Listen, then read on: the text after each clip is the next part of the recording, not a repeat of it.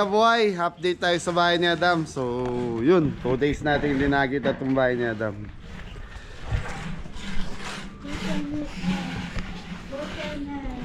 Batang makulit, ano, hagin yung bahay mo? Lilipat na. So mga beli, ito yung pinakagdanan ng ano, may cabinet siya sa ilalim. Ang tawag dyan para? Hagdanan. Ha? Hagdanan. Bed, loft bed.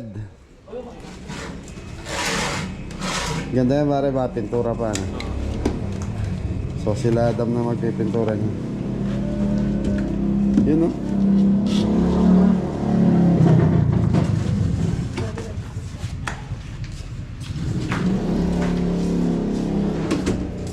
Yun, mga belly cabinet siya. Parang walang flooring tol. Mamaya yung flooring nyo na alignment na. I-align pa natin yan. I-align mo na. Ang ganda. Ayos. So mga belly, ito yung hagdanan. Ito sa kwarto ni Adam. Packet sa bed loft. Ayan, si paring Ambet ang kumakana. Si Apong Fred. Uy! Uy! Nagtatiles na belly yan. So napili ni Adam dito sa sala brown.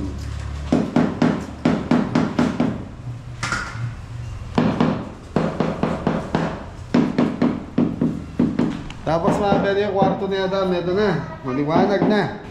May tiles na. Pwede na bang tapakan to, Apong Fred?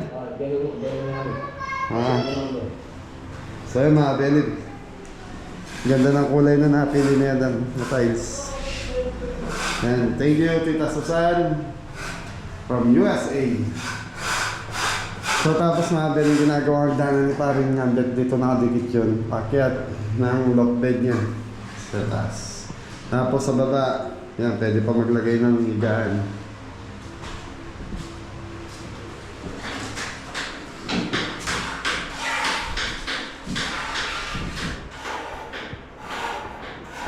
Luwag din, Adam.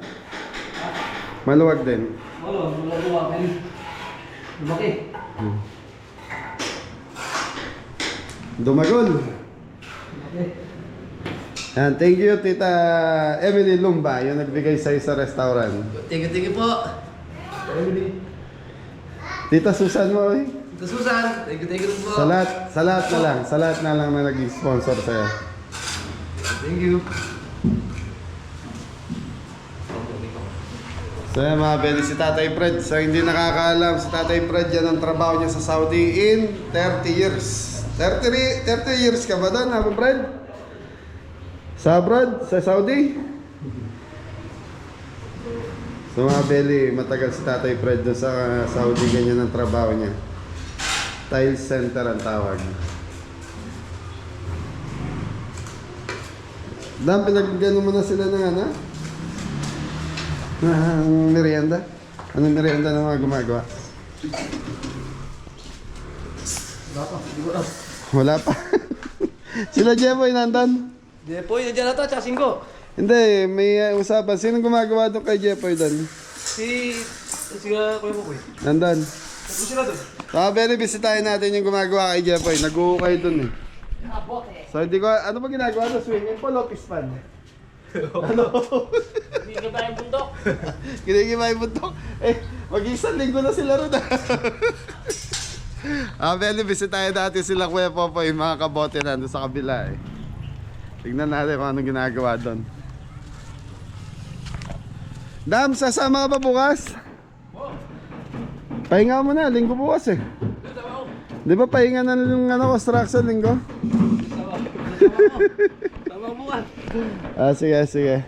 Very bisitahin muna natin sila Kuya Popoy doon sa lugar niya na ni Jepoy.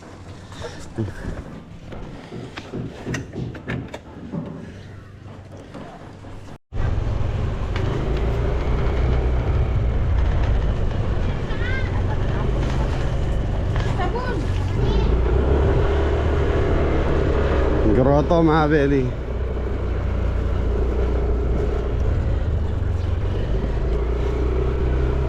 Labas.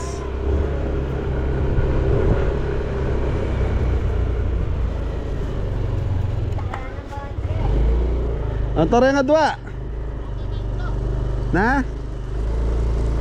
So yan mga belly, oh. Packet to hanggang dun.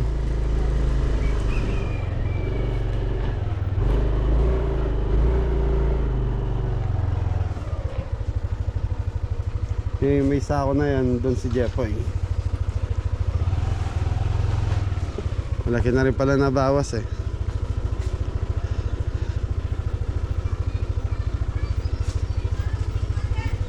Antore nga dua. Anak lang kapon. Kalada kita ni kaya Minggo. Hinggo.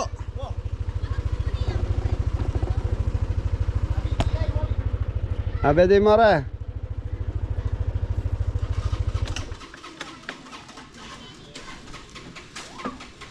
Miangan na kayo? Bet. Miangan. Miangan na kayo? Tinatanda kay Kening kay. Jepoy. Yan, pinagdadala ni Jepoy. So mabela ang gana ni Jepoy hanggang dito yan eh. Pag ganun. So yun, gagawin daw parking. Tapos mag-aasinta rito sa harap. Tapos yung ukain, babagsak na lang dito.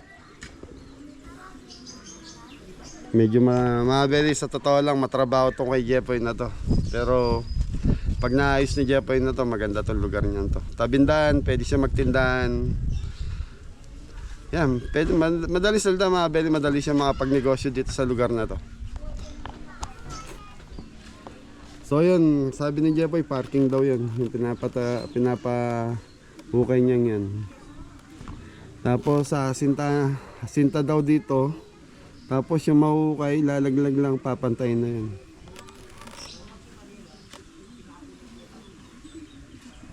Mga beli, bisitahin din natin yung kay Jepoy. Ay kay Ingo, yung tatayuan. Kasi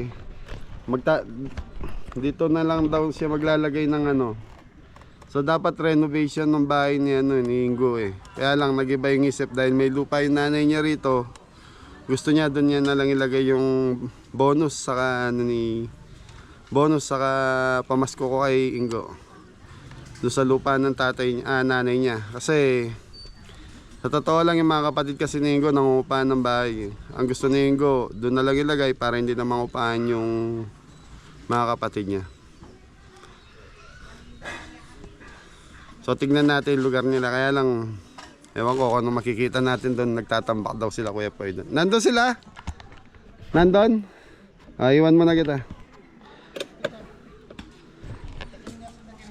Wah.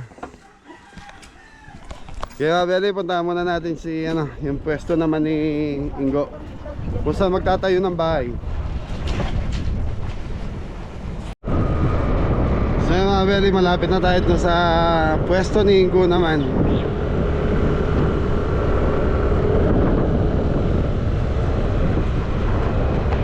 So mga Beli, inuumpisahan ng tambakan nila Kuya Popo yung kay Ingo. Yan kasi pagkatapos ng kay Adam, kay Ingo na muna kasi yung kay John Paul medyo may konting problema pa, pinag-uusapan pa yun sa kanya kung saan tatayo ng bahay si John Paul. Mga Beli, dito siya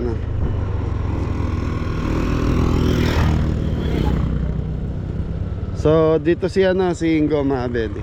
Ito nabili kasi ng mama ni Ingo to eh.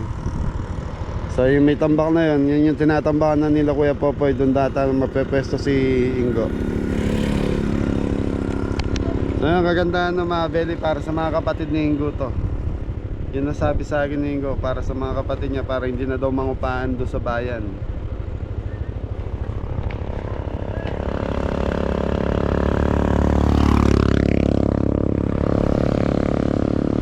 Kasi yung nanay kasi ni Ingo mga Beli nasa abroad. So medyo sabihin na natin separate po yung mga magulang ni Ingo. Si Kuya Popoy sa akin nanay niya.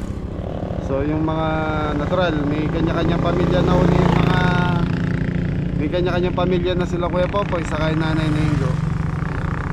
Yan. So tapos yung mga kapatid ni Ingo nasa bayan dahil nag-aaral. At least dito hindi na mangupahan yung mga kapatid ni Ingo. So alam ko may usapan sila ng mami ni Ingo na parang ati sila rito. Yung makukuha sa akin ni Ingo na pamasko, dadagdagan ng mami ni Ingo para makabuo sila ng isang bahay dito.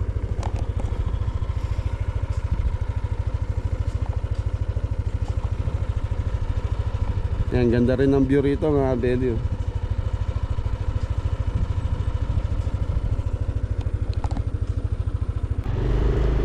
Alright. Ganda ng lugar ng Kaingo mga Belly. Ganda ng view.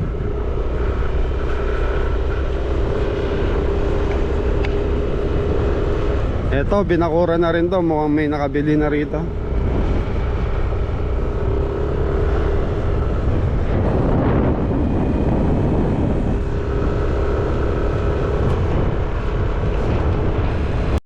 So, shoutout nga pala kay Froilan Alile ng US. Ayan yung pong ano mo, yung farm. Ayan, Saka Farm. Ayan yung bahay ni Idol Ka Farmer mga Belly.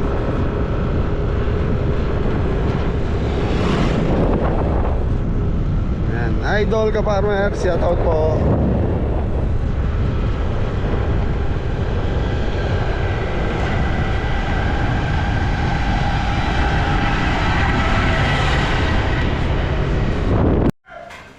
Dahil masasabi mo matatapos na yung bahay mo? Sige po. Sa wakas? Sa tapos na po.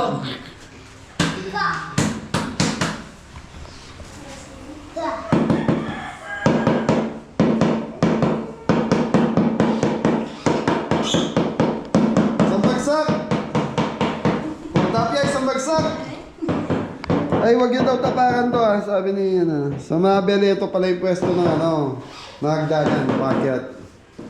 Tapos dito yung gaan ng mga bata. Akyat nga, akyat ka. Yun. Ha? Ayos.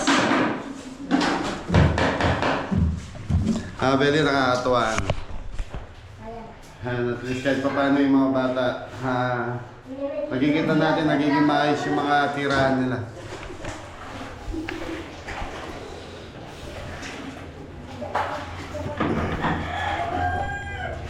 Nene, bagsak! Hello. Saan bagsak? Good na sa'yo.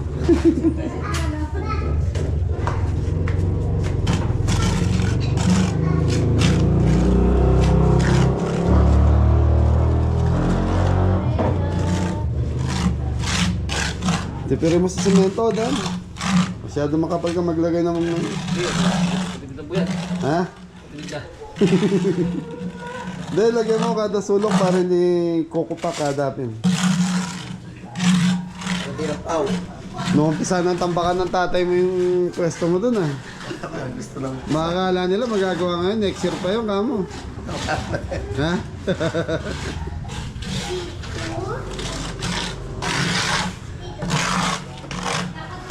Ano sabi ni John Paul doon sa kanya? Talagang malilate siya. Wala akong balita. Wala pang balita. So yung mga Belly, update to kay John Paul. Nabanggit ko kanina. Ayan, wala pa kaming balita tungkol doon sa pagtatayuan ng bahay niya. Kumbaga, ano pa lang. Paano?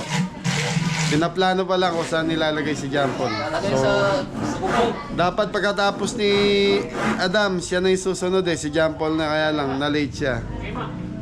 Na-late si John Paul, kaya yan, naunahan siya niyan. Naunahan siya ni Ingo. May mga nagtatanong, Ingo, bakit kailangan mo pa magtayo ng bahay? Kasi po yung mga kapatid ko ng matirahan, nangungupahan. Kaya pag natapos po yun, Sa kanila yun? sa kanila muna po, para din na po sila manupahan. Para hindi na mangupahan. Opo. Napakabait mo nga na. Para mas malapit din po dito sa amin, mapasyal ako sila lang. Nasisilip mo sila. Saka ati naman kayo ng mama mo na. Apo. Mag-ati. Yun. So mga Belly, kumbaga yung 50,000 na binigay ko kay Ingo. Ayun, magbibigay yata ng 30,000 yung mama niya dahil anong bansa si mama? Nasa Dubai mama niya, OFW po. Kaya, yun. Madadagdagan yung budget niya. Ang request lang, lakihan na ng konti yung bahay niya kesa dito kay Adam. Yun, 2 kwarto ata yung gusto ng mama mo, ano? Ilan CR? Ilan? Tatlo. Oy, anong balita doon sa ano? Anong balita doon sa tatayuan natin mansion? Dito daw po sa harapan, Sa harapan. yung dating tindahan. So, again na, doon sa harapan ng bahay ng lola mo. Mas maganda siguro pag pirmahin mo si Apong Jojo. Nandiyan si, Papa Jojo. Kailangan, klaro, baka mamaya kung kailan gumagawa tayo, sabihin, hop, time out. Time first. So yun mga Beli, kailangan siguraduhin ko muna dahil nga po si John Paul is pamangkin lang doon sa compound nila. Kailangan mas maganda malinaw kaysa sa malabo. Ay, isang bagsak muna John Paul. Yun, magandang araw po sa lahat mga kabeling. Isang bagsak.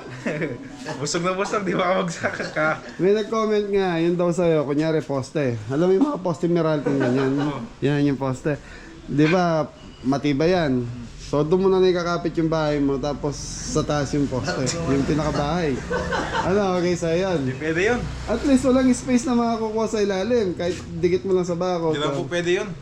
Tapos may tali ka na lang. Alam mo yung mga sundalo pag umakyat sa mag-isa ka lang naman. Kain na po.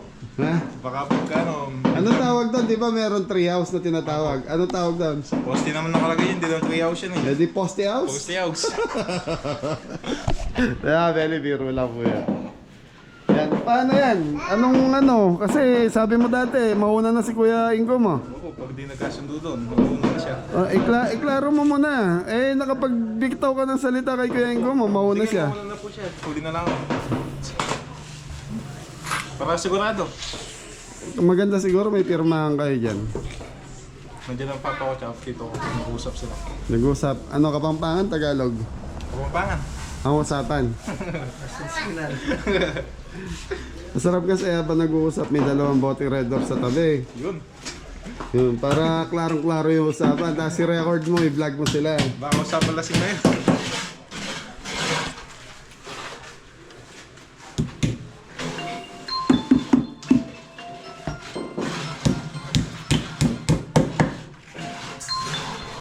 Shoutout po kay Sir Bobby Abraham po.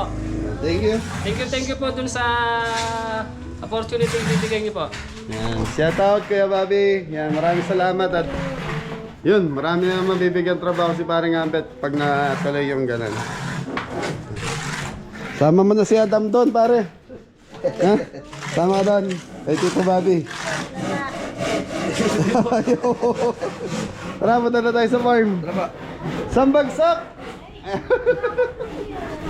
Kaya mga Beli, punta namin sa farm. Yan, tinawag mo si Jeff. Ayusin mo na. Sa mga Beli, may bisita tayo ron. Rapan.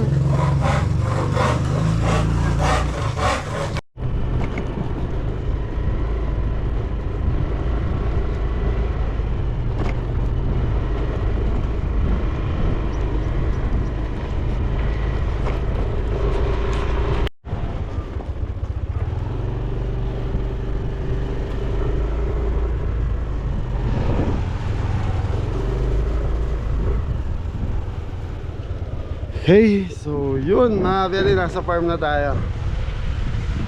Ay, nakabili na nga pala tayo ng tiles para sa swimming pool natin mga Beli, kasi ihahabol ko siya sa blessing. So yun, niisip kasi namin ni Mrs. Ipapa-blessing namin tong farm sa isasabay ko na sa birthday ko. So yan, bumili tayo ng tiles, papatiles na natin kay Tatay Fred. Yan, maraming salamat sa mga nagko-comment tungkol sa swimming pool natin. Tama naman po yung sinasabi. Tama po kayo, kaya lang natural, di naman natin mabilis magagawa yung bagay na ipatiles ka agad kung alam nyo na, kailangan nakaano tayo sa budget para doon. So ito na yung mga tiles. So mga Beli, 1,000 pieces po lahat yan. Yan, sana hindi na kulang yan. So sa tingin ko tama na yan. So sasakto na siguro yan. Yun, mainit sa farm. May bisita si Mrs. Cabelli mamayang gabi. Mga Beli, abangan nyo sa vlog niya kung sino yung mga yan. Tapos pagluluto natin, please mga 2-3 po tayo siguro para may abutan sila rito. You know, Morning, ay, good afternoon mga Benny. linis-linis tayo. May bisita tayo. Ganda po eh. Yan, shout out po sa mga... Ang dating katrabaho ni Mrs. Shout out po pagkatapos po sa farm. Yan, so mga Beli, balak nila mag-overnight. Kaya lang, hindi sila nagpa-schedule ng umaga. So, yan, mamayang gabi, nandito sila. Kaya lang madaling araw, may lakad kami, biyahe kami. So, inopen naman namin sa kanila yung schedule. Kaya lang, sabi niya okay lang daw.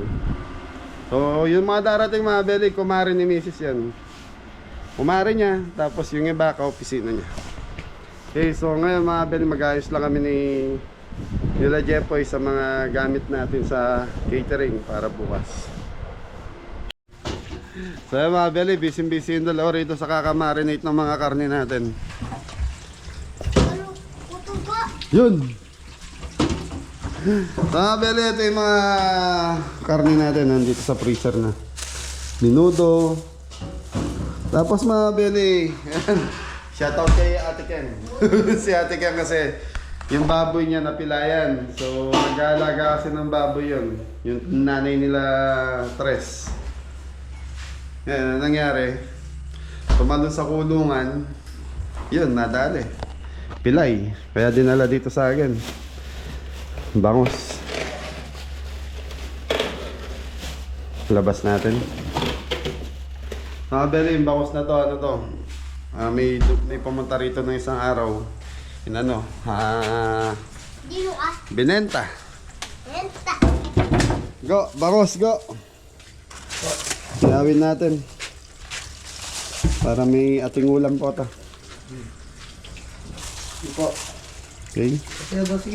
Tapos yung lechong belly, ginagawa na rin ni Jepoy. So, para bukas, diretso na tayo sa Bataan. Bataan. So hinihintay lang natin si Toto, bumiling gulay. Okay. Bata makulit talaga, ligo tayo. Liligo ba kayo baga? Meron na. So linagyan yung linagyan ng tubig yung swimming pool kasi may bisita si Mrs. Yung mga ka-opisina niya dito daw matutulog mamaya. Kanina ka pa ligo-ligo eh.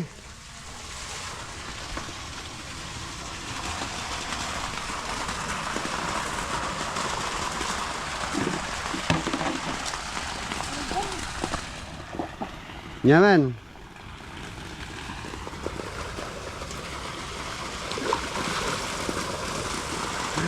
Ayos, naliligo si Batang makulit. So yung mga beli, naka ano na to, bumili na tayo ng tiles na ito.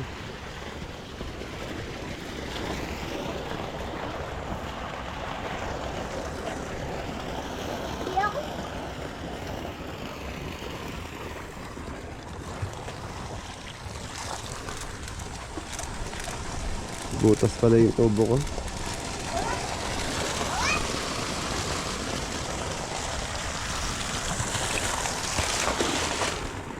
Batang makulit.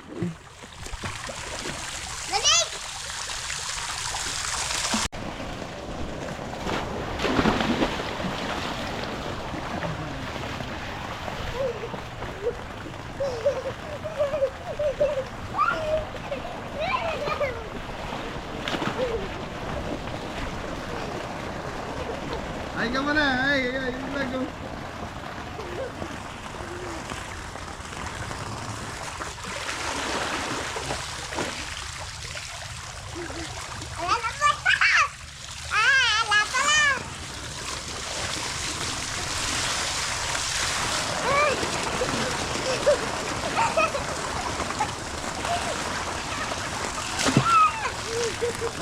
Lagay.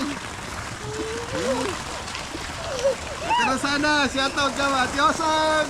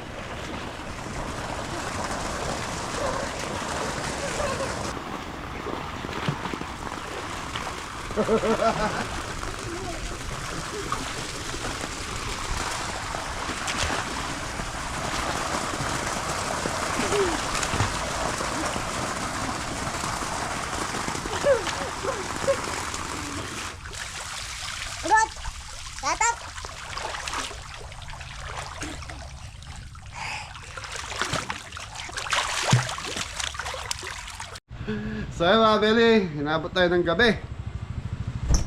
Siguro, yan, nakapag-ready na rin naman kami sa, nakapag-ready na rin tayo sa mga event natin para bukas yan. Na-update ko na rin kayo sa bahay ni Adam.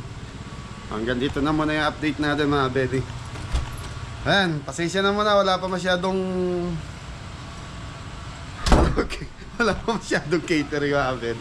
Yeah, shoutout nga pala doon sa mga relative ni Ate Noemi Magpayo, sa ni Kuya Bobet, yan mga taga Manila. Shoutout po, parati daw po sila nanonood sa amin, mga taga Malabon. Yun po, okay na lahat. Opo, okay na. Okay. Iiyan lang, isa lahat yun. Ano? So mga Beli, abangan nyo yung vlog ni Mrs. Cabelli sa mga bisita niya rito. So yan, pinabablog niya sa akin dahil first time merong mag-overnight dito sa farm. Sabi ko, siya na mag-vlog kasi mga bisita niya po yun. Sa kanya na yung content. Lagyan mo ng konti. Ano na? Sabi ni Bala. Sa kanya to. Yung itlog ng pugo nandun sa sasakyan pala sa kotse. Okay mga Beli, siguro hanggang dito na lang yung vlog ni Chef A. Outro. Yun. Thank you po sa lahat ng mga sumabaybay. Nanularan. Ano po? Ingredients. Thank you po sa lahat. Yan, ingat ang lahat. God bless all. Thank you. God bless all. So mga Beli, pinalitan ko yung tubig ng swimming pool natin. Yan. Yan, dahil naligo kami ng mga bata, pinalitan ko yung tubig. Bago po yan.